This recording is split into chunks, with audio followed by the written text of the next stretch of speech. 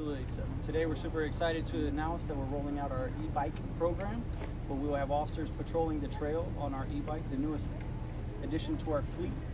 So you'll see Officer Diaz out here, Corporal Evans, and a few other personnel who've been trained on mountain bike. And soon, hopefully, we'll have some e-bike training out as well. And then the first portion of this is education. We're not coming out here to write tickets and do a bunch of enforcement. It's to educate everybody on how to ride these e-bikes safely. They go much faster than the pedal bikes. Ensure that people are wearing helmets. Ensure that you don't see people riding two to a bike.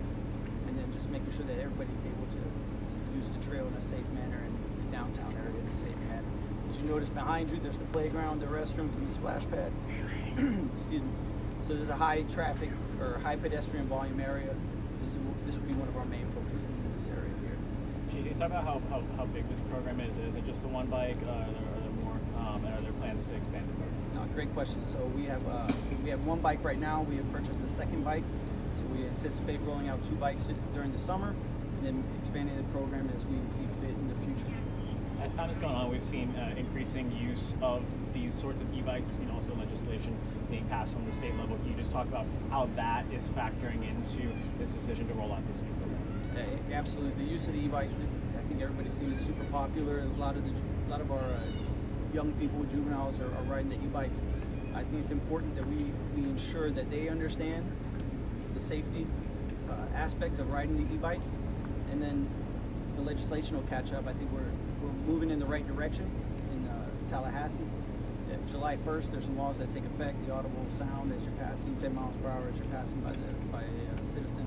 So I think all those are steps in the right direction for us.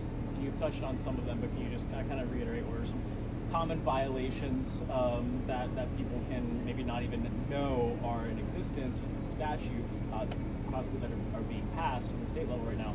What's some good advice and tips that people should know before they get on these? The best advice I could give you before you're getting on the e-bike is bicycles are considered motor vehicles when they're on the roadway. So if you're coming up on a stop sign or a 4-way stop at the stop sign. Don't just drive through the stop sign thinking the cars are going to yield the right of way to you. Make sure you're wearing a helmet, 16 years or younger, and then you'll see a lot of the juveniles going up on one tire, doing wheelies. It's very dangerous. These bicycles go 20 to 30 miles per hour. If they fall off, that can be a catastrophic injury to anybody. So we'll always wear a helmet. Just be safe. Can you talk about also some of the violations that potentially come? Well, I know this was recently passed with state law. We have to talk about a motorized vehicle versus a bicycle. You know, that you pedal or you're running, and you've got these multimodal paths out here where you can have all kind of a mixture, right? So talk about some of the violations that could come specifically from on the e-bikes. Specifically on the e-bikes, what we've seen in our jurisdiction, especially down in the downtown area, are the wheelies. We've seen some of the kids just failing to stop at the stop signs. Here, they're on the trail. More specifically in this area, you'll see them going in excess of the speed limit over here. On the trail, it's 15 miles per hour. You'll see them going in excess of that. We'll do a demonstration later of the laser. So those are the most common violations that we're experiencing here. Are you going to be enforcing speed on the trail? Yes, sir.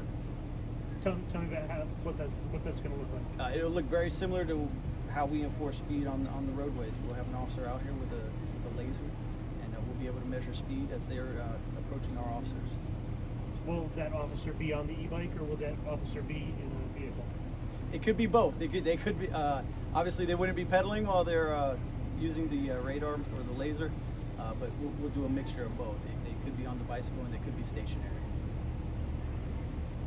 Do you know how many bikes you're going to be adding? Right now, we're slotted for 2 bikes. And where does the funding for that come from? We're using forfeiture funds to purchase the bikes.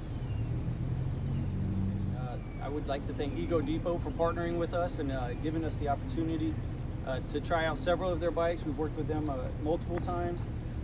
We've had multiple community members, especially through the community meetings that we held earlier this year, talk to us about the importance of addressing the e-bike situation down here early on.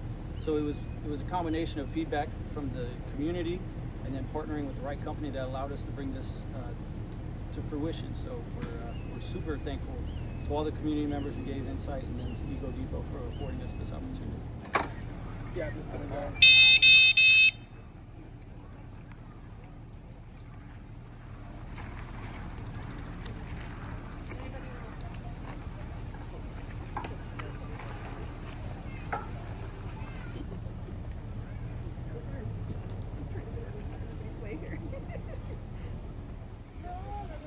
driving the hill.